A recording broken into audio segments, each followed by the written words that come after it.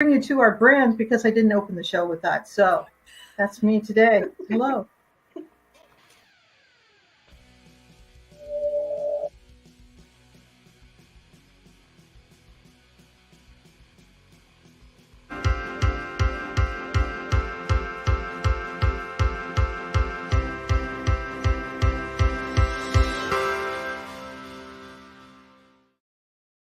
Hi, everyone. It's Spirit Sessions, A View of the Light. And I really wanted to bring you that trailer because it shows our connection to the Breakthrough Show Network. And that's very important today because we have a visionary, a wonderful woman, a mother, someone who speaks the truth from her heart and really has given her all to the Breakthrough Network show. Has brought forth a whole bunch of different ideas to all of us. And I'm going to let Teresa introduce our guest today. It's been a long-time friend. So welcome, everyone. Welcome. At Spirit Sessions, A View of the Light, we like to break down the different concepts so that we could use them, not just keep storing information in our head for someday. And so what Jessica is bringing us today is about surviving, thriving, moving ahead, going through the breakthroughs. There's so much about Jessica. She has been, I want to say, like a lifelong friend to us. Ever since I even first met Emily Harrison of the Akashic Academy, I would see you, and I was knowing you back then, and I was admiring what you did. I didn't know how amazing you were. Rhonda calls you a visionary, and that's true, but I see you also as a creatrix. Someone who's always creating, and you help people hook up and stuff. I mean, you really got this amazing genius to you, and it's so exciting. And so, of course, welcome to Spirit Sessions. Thank you. It's so good to be back with you guys, and I feel the same way about all of you. And what a fantastic introduction, and I'm so thankful for our friendship, our personal relationships and our business relationships, and I'm happy that we can be involved on all these different levels. I appreciate you. I think it's been really a great ride with you, Jessica. It's something that always pulls at my heart when I see your stuff. And, whenever I see you on, I go, wow, that woman's got it all together. But tell us. But tell us, how do you create that illusion? Yeah. Well, I'm a really good actress, apparently. So let's start with that.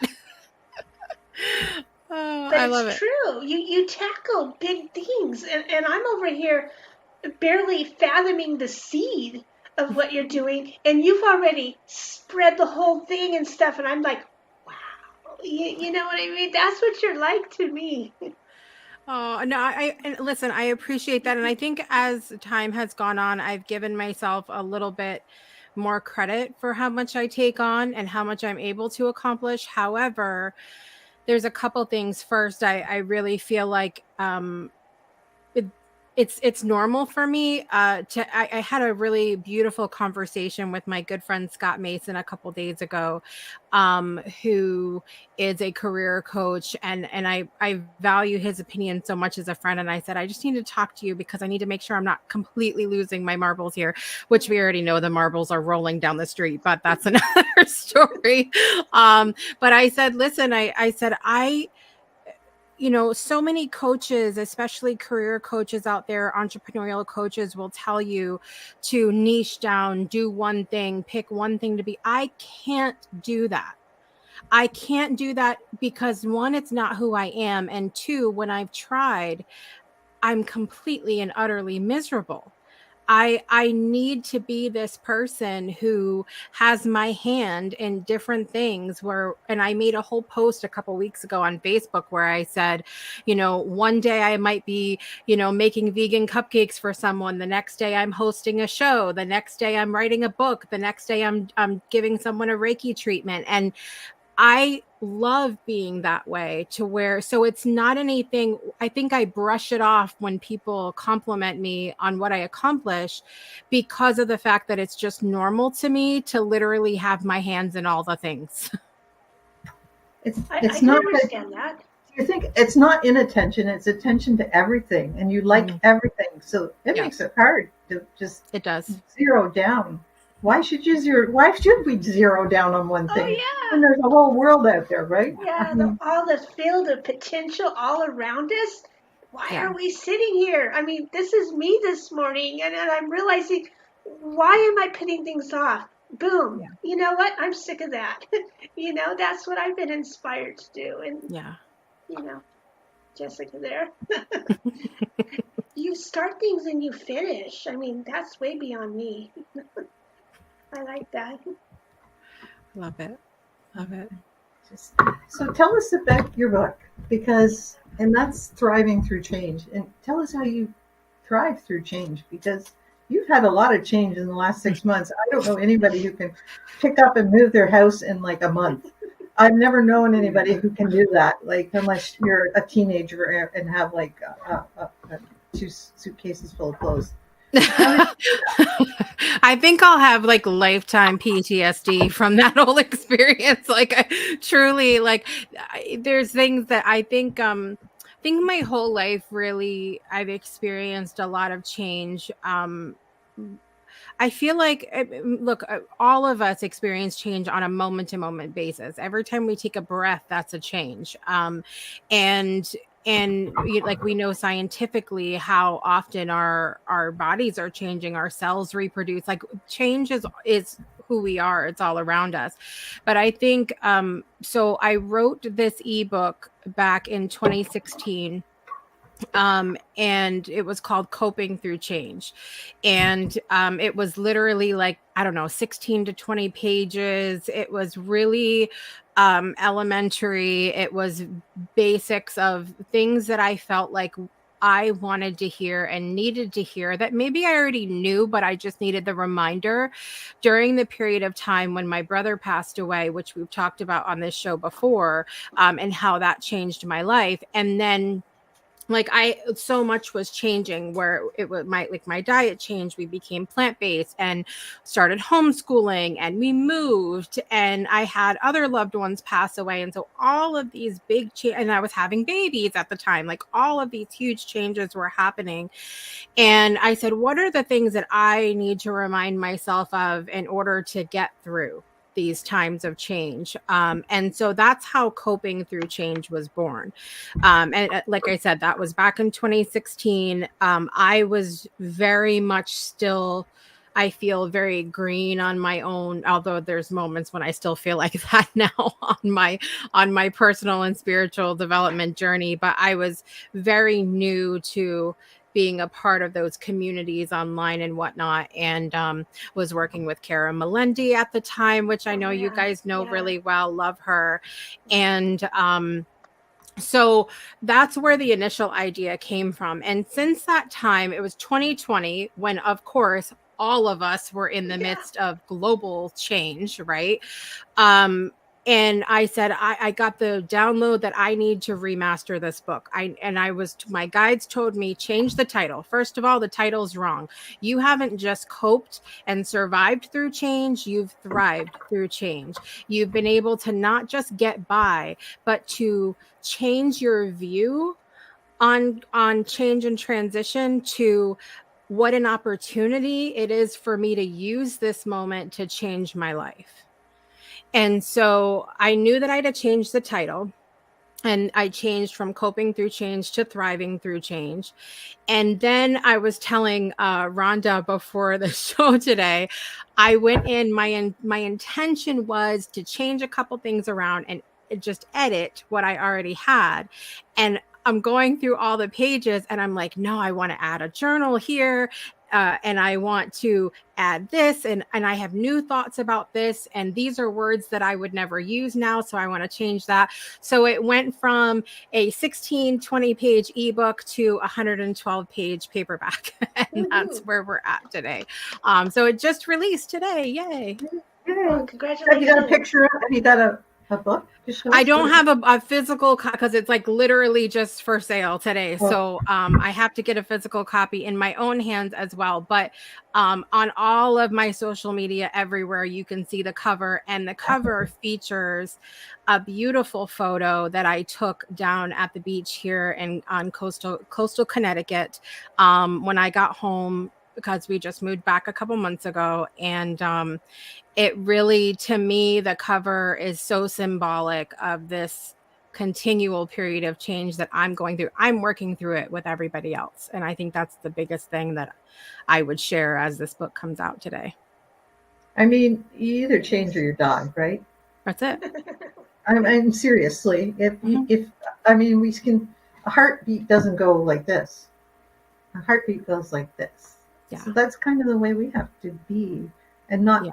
But we've made it so hard in society we got to be happy all the time, right? Don't you think that's like? And we have to be perfect all the time.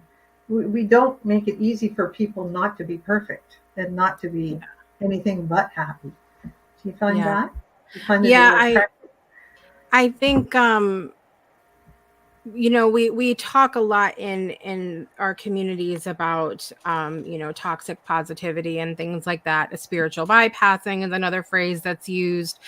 And I kind of am split down the middle a little bit with that, because I understand the concept of saying we shouldn't hide our emotions, right? There's a section in the book where I talk a little bit about affirmations. And when I first wrote the ebook, I referred to them as positive affirmations. And I'm more in the mindset now of, like affirmative talk, like rather than calling something positive or negative, but because really truly it could go either way. Like if we eat a cupcake, our taste buds are happy, our blood sugar might not be. So it's not really positive or negative, right? But I have this section about affirmations, and I say, look, you got to either use them or not. You got to change them to where they fit you. It's really that part of the book and several other parts are really about customizing these things that we know, instead of saying like, you have to do things this way, you have to be happy, you have to use this tool in this way. It's about doing things your way. It's about forming things the way it works for you. And I'm very, very clear a couple places in the book that if you need to have a meltdown, and if you need to have what I refer to, and Brittany will get a kick out of this, a Veruca Salt moment, where you need to be a brat and stomp your feet for a while, then that's what you need to do. But you also need to do those things in the understanding that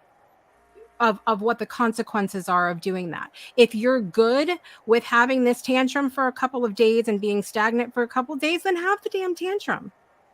Right on. It wakes people up sometimes. Yeah. And I love that. So your book, is it more for like people going through a crisis, or is it more just about how to thrive through ongoing change all your life?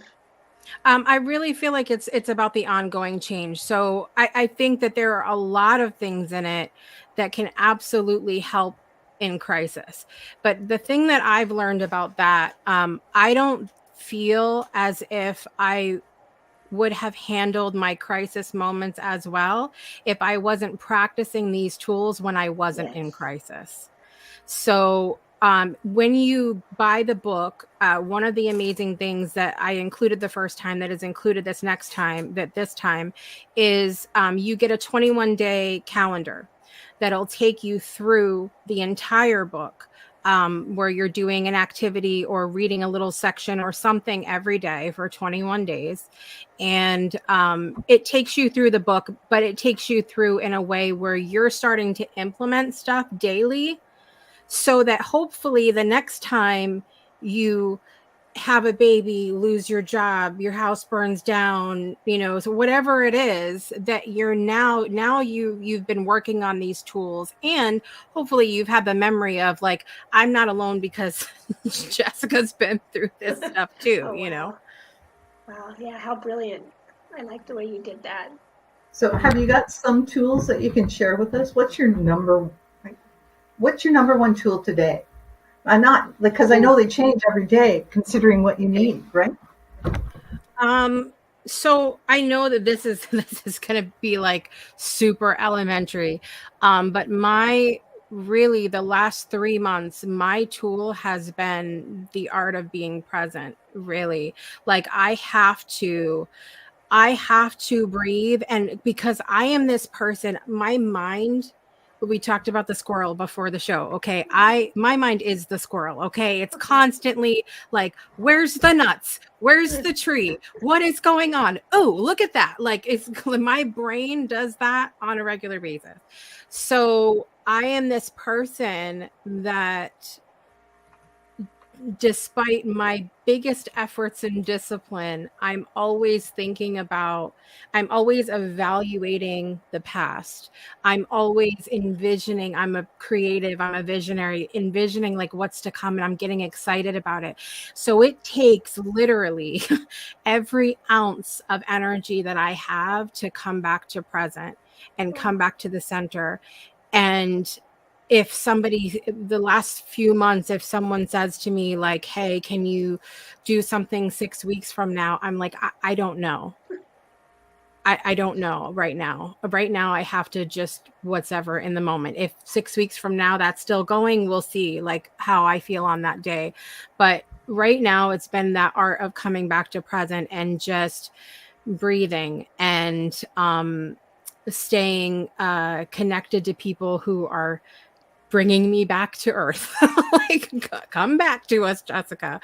And just doing what I feel like doing in the moment. I haven't made a whole lot of plans, and I'm usually the planner. But this book, even literally, it's been in the works since 2020. But last week I said, I need to get my shit together. And then there it was. So it was just, it's that moment, that being present, that I can't say enough. Like when everything else is going crazy around you, just allow yourself to do whatever you need to do in the moment, whether it's cry or be angry or go outside or eat something or sleep or whatever it is. Just be. I like that. So how many children do you have at home right now? I have 5 at home, 6 total. Yeah. Wow. That's pretty hard to be in the moment every moment, though. Yeah. But Yeah. at the same time, being present is really important to those children, because you can't be in the future or in the past when you have children, can you? You have to be right there with them. Yeah. I mean, they're at a certain age, they stay in the present. They're always kind of not thinking too far ahead.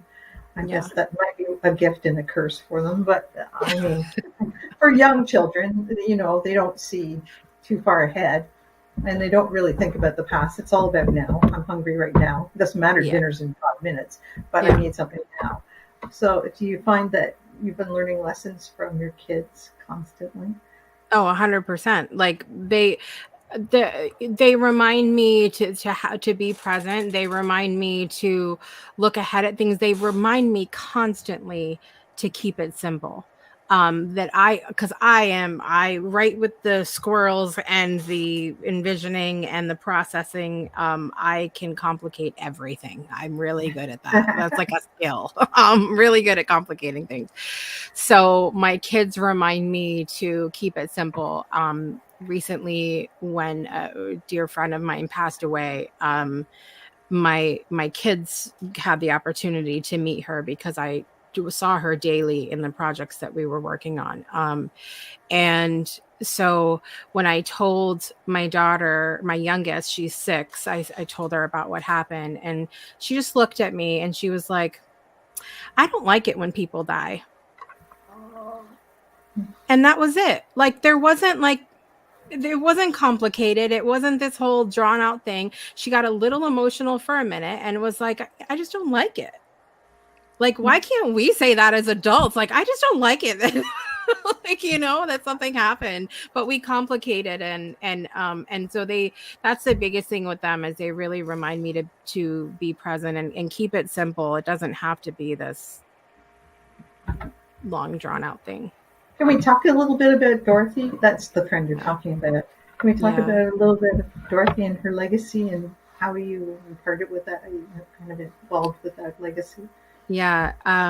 Dorothy Auger, I met last year, and she immediately, we connected immediately. I had learned about the poem that she wrote called For Love. And she lived in Brussels, Belgium. And when the terror attacks happened over there years ago, she had a friend who went missing in that bombing, and immediately she did what she loved to do. She got to work, which was, she loved poetry, and she wrote this poem called For Love. She didn't wait to find out if he was okay. She just did what she felt like she needed to do in the moment. So she wrote this poem, ended up finding out 3 days later that he passed in the bombing, that she had lost her friend. But in the meantime, in those 3 days, there were so many people who read that poem and were inspired by it, that they began asking her, like, hey, is it okay if I translate this into my language? Since that time, the poem has been translated into over 70 languages. 70, like 70. And Dorothy had a vision to start recording some of these. Like, we've had them in writing. Now we want to have people say them, on audio and video. And she started setting up Zooms and StreamYards for us to all get together and compile them. And I said, Dorothy, I would love to be a part of this. Can I help you edit them? Can I help you compile them? Can I help you with this project in some way? Like, I was so inspired by it, because when I would sit down, you'd be in this room with, like, Zoom room with 6 other people, and you hear it in Italian and French and Likwala, which is only spoken by like 60 people now or something like that. Like, it's unreal, and you feel it. Like, you don't even have to know what they're saying, you just feel it and you experience it. And I was like, I have to be a part of this. I don't know what I can do, but I have. And she's like, well, if you want to help, you can. And so I was a part of helping to put them together. And when the war began in the Ukraine, between Ukraine and Russia, she said, we're going to get together every morning, Monday through Sunday, to read this poem together. And it was at 7:00 in the morning, or excuse me, I was in Central at the time. It was at 6 a.m. Central time for me, 12 or 1 p.m. In Belgium. And we had, ever since, I mean, that was early this year, we had been together every single morning reading the poem together. And last, or when was it? October 16th was a Sunday, and it was just Dorothy and I that were able to be on that day. And we had a beautiful reading together, and we set our intentions for what we were reading the poem for. And on Monday the 17th, Dorothy didn't show up to the poem reading. And it's just one of those things where you kind of just figure, oh, somebody got busy, or something. You never think anything. And I went on to do Project Joy that morning. And when I got off, I received the message that Dorothy had a massive heart attack. And then she remained in a coma for a week. And the following Monday, she passed. So it's been a couple weeks now. And it's hard to get up, and I reread the poem every day still, to get up and know she's not going to be there. I feel very fortunate that I used to help lead the grief share program at the church that I went to. I've been through so much grief in my own life. Grief is a big part of what I talk about in the book, Thriving Through Change, as well. And I feel so touched by her life and what she was trying to accomplish. And I feel so validated. She, in her work, made me feel validated, because I've always been this person who I just want to see a world of shiny, happy people. Like I want everybody to be joyful and glad and loved. And I believe the most horrible people on the planet, somewhere in there is something good, something. And she was the first person that I have met in my life who had similar, call them naive ideals for this world. And I'm forever changed by Dorothy. And but I feel inspired to where I've gotten to work. I've gotten 3 more recordings since she passed of languages we didn't have yet, and I will continue as long as I can. Do you want to read the poem? I can put it up on the screen. I would love to. I can read it by heart. I know you can. I'm just putting it up on the screen for everybody else to follow along. For love. I shall stand for love, even with a broken soul, even with a heavy heart. I shall stand for love, for the world is wounded, not just my little piece of land where I am mostly safe, where I am mostly well, but our world, everywhere, every day. I shall stand for love because we need more light, not more death, not more power, not more bombs. I shall stand for love so that our children are safe, so that our friends are sheltered, so that our borders are open. I shall stand for love, even with a broken soul, even with a heavy heart. That's beautiful. Thank you. And if anybody wants a copy of it, it's in the remarks with this show. I put it in the description, and people can go to which website to find that. I think we shall stand for love.world will take you to her Facebook page, where you can find every copy of every. So if your mother tongue is Hebrew or French or Icelandic or anything like Chinese, Japanese, you can go and find your mother tongue and read it in your language as well. Have you got it in a Nook yet? In a what? A Nook? I don't think so.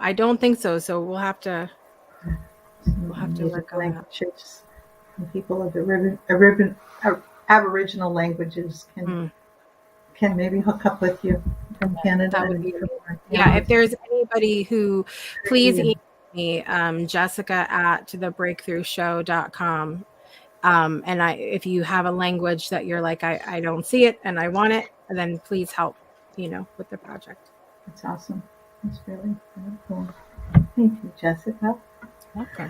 I know it's quite an inspiring poem, and it's a prayer for peace, really. That's what it is, and it's an intention.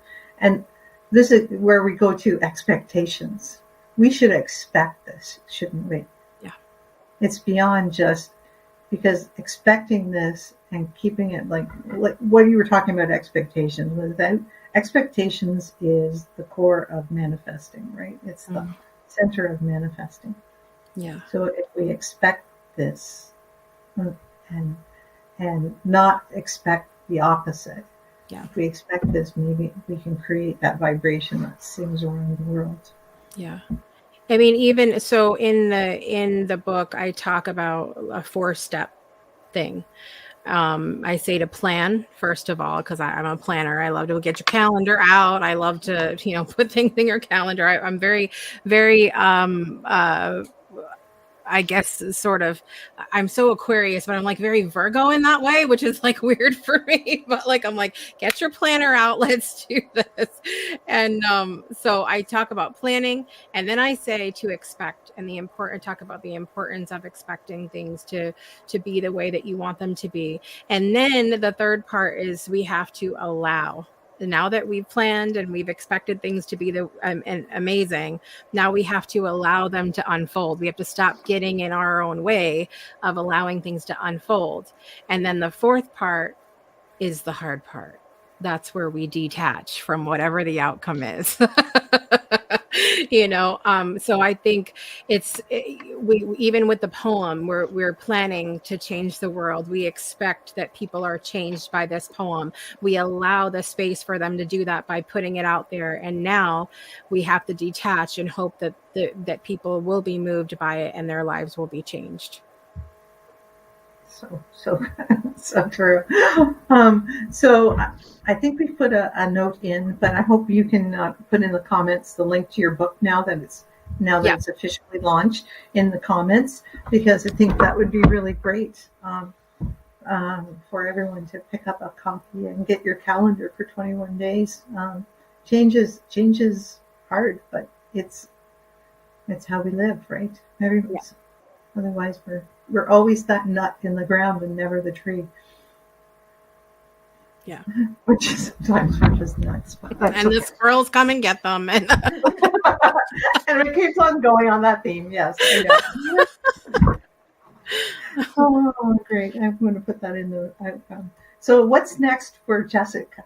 What's going on? Tell us what your week looks like this week. Let's just go for the week. Yeah. The small week.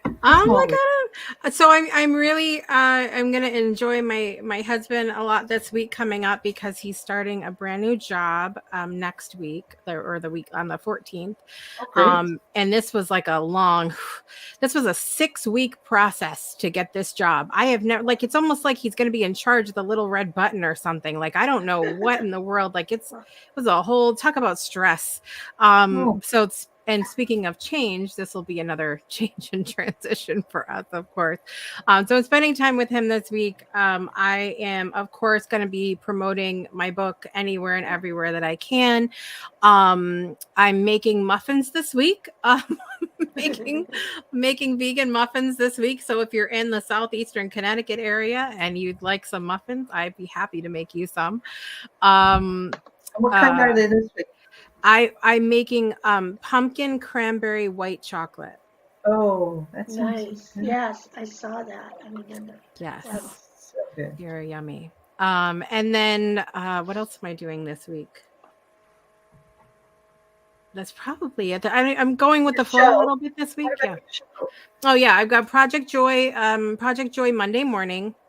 I went back to a Monday only schedule for the rest of the year. I've been Monday through Friday this year, but I'm Monday only. When that's the other thing, like when things really started to, when the stuff was hitting the fan for us in our personal lives, I said, look, I've got to I need some time to, when I get up in the morning, that I can just go about my day and not like stop and do the show. And I just needed a minute.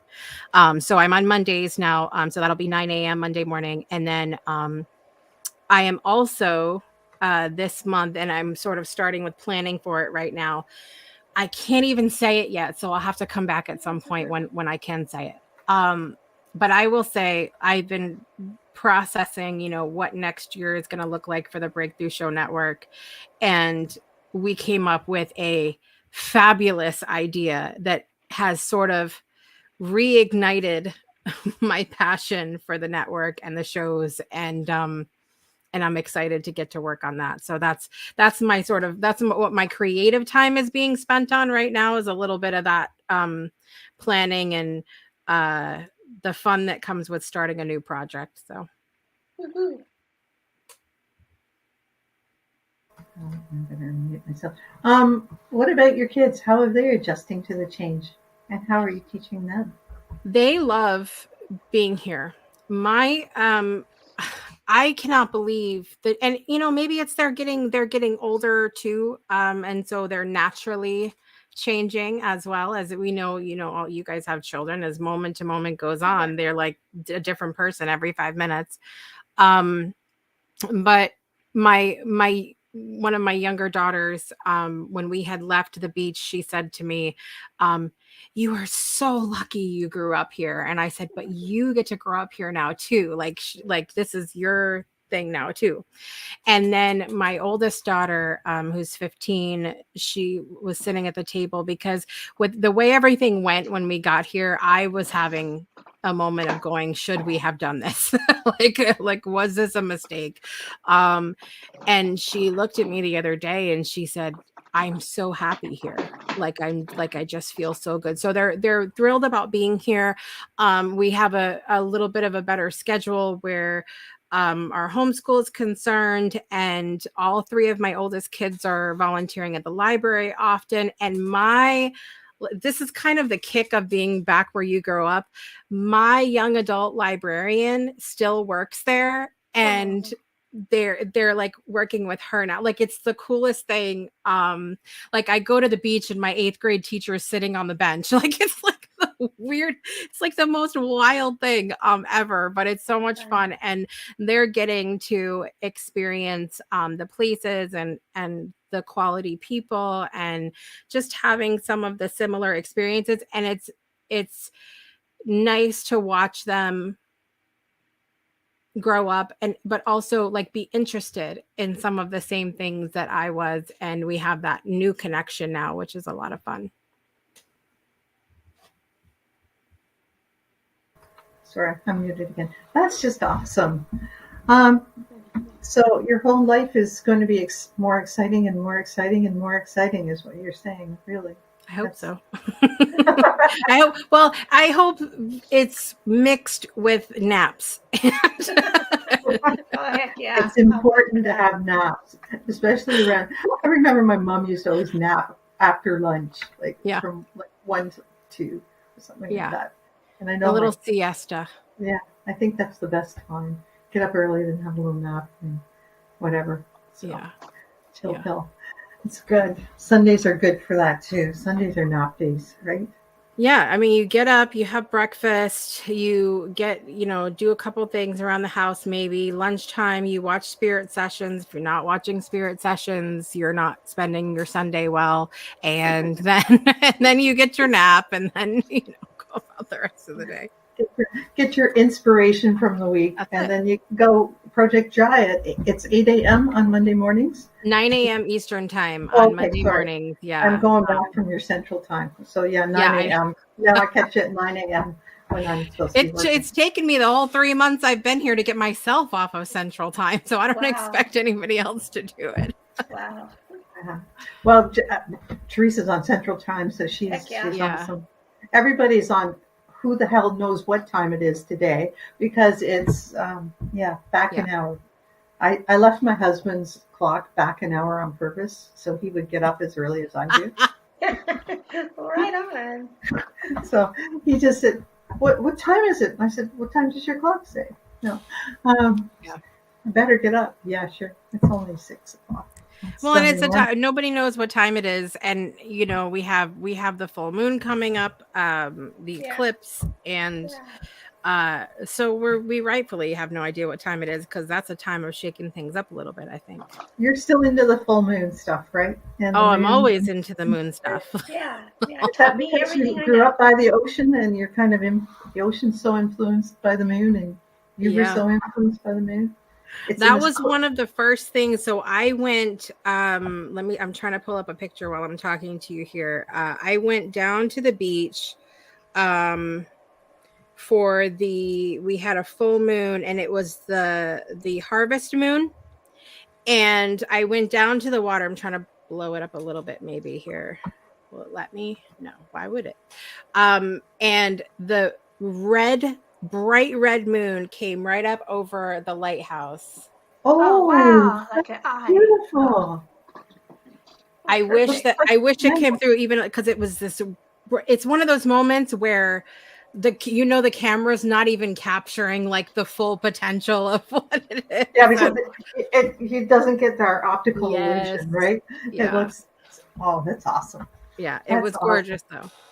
So I'll probably go down Wednesday too. That's like so thrilling for me finally to be with the ocean and the moon at the same time, and it's fantastic. Yeah. So the eclipse is on Monday as well. Is that right, or am I wrong? I'm not as astrologically. The eclipse is Tuesday. Tuesday. Yeah. Okay. I don't think we get to see it from North America, though, do we? The peak of the full moon is at Yeah. 6:02 a.m. And I find it horribly and wonderfully at the same time ironic that it's on election day.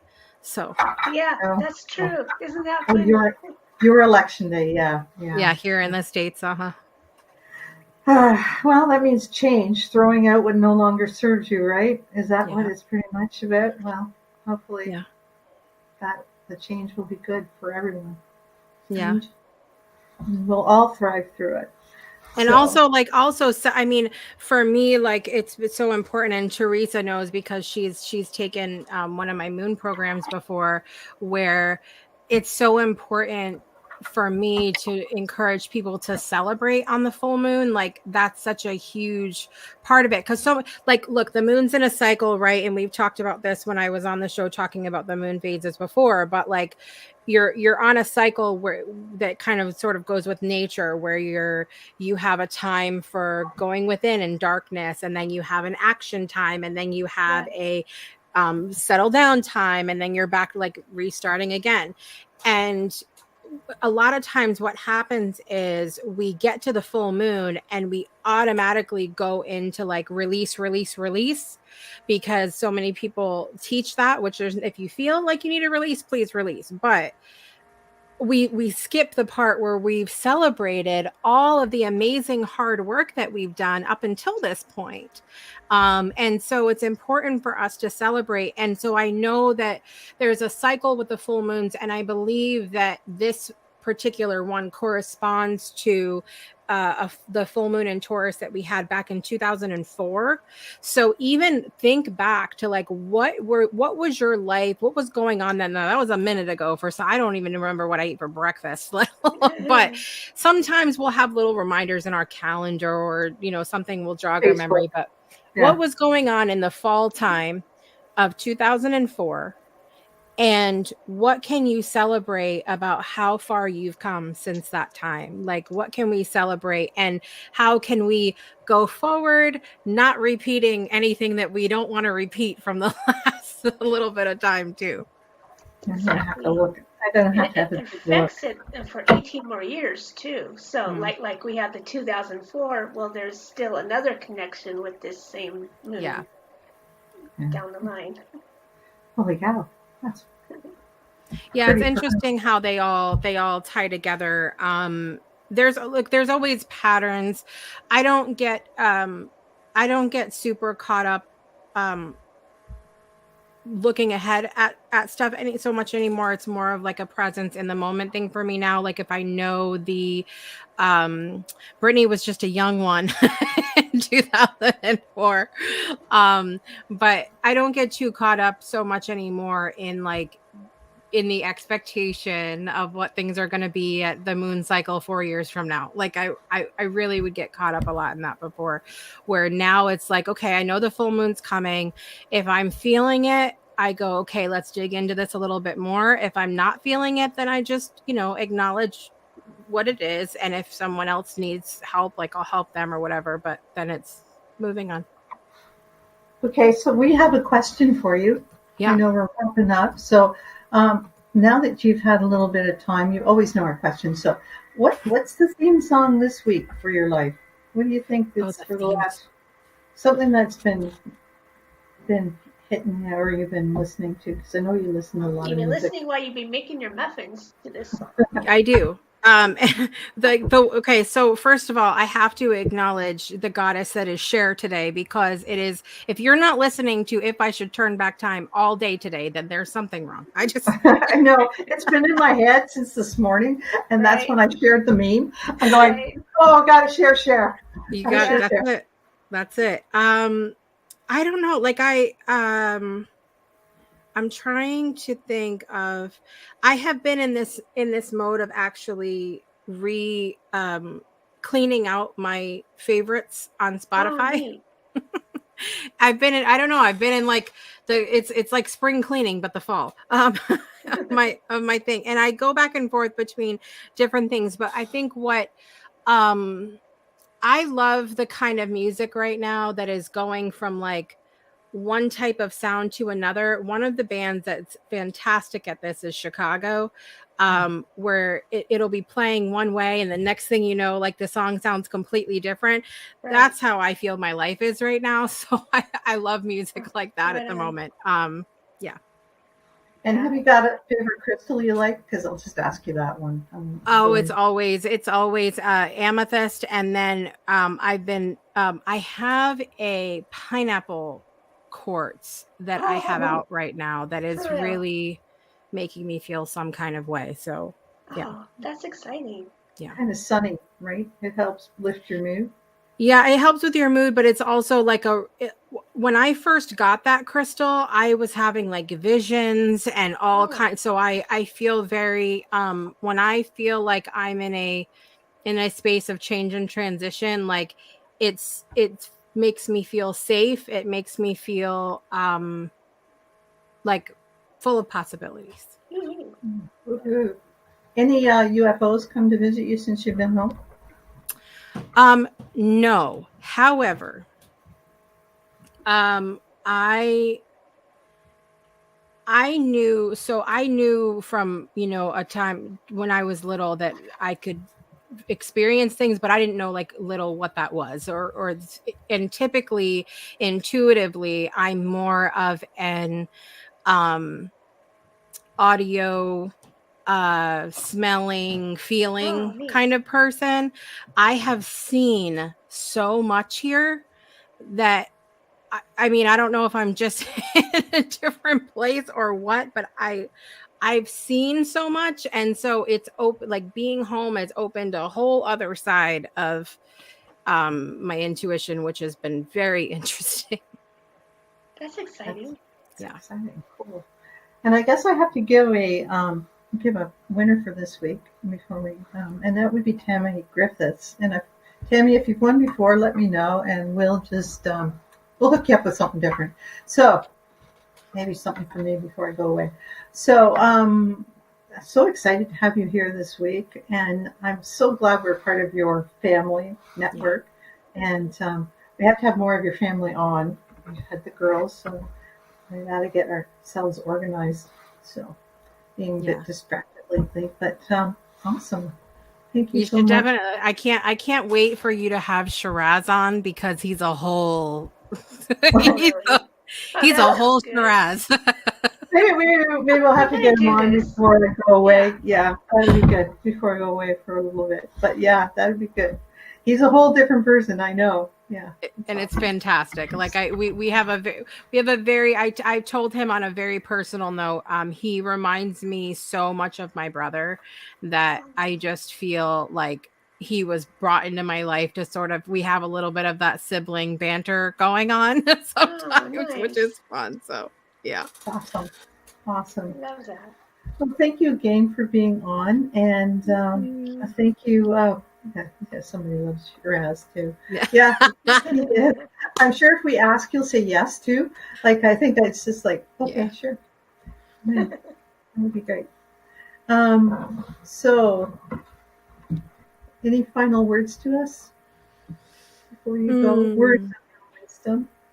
I would just say, like, so many of us, especially the last few years, have just been sort of going through the motions. And I think that there's a time and place for that. But I just would say that you deserve so much more. You deserve to not just cope or survive day to day. You deserve to be able to see things in a way where you can thrive and become a better person. Like, you can facilitate your own transformation with all of these things that happen. And, just would offer you that today.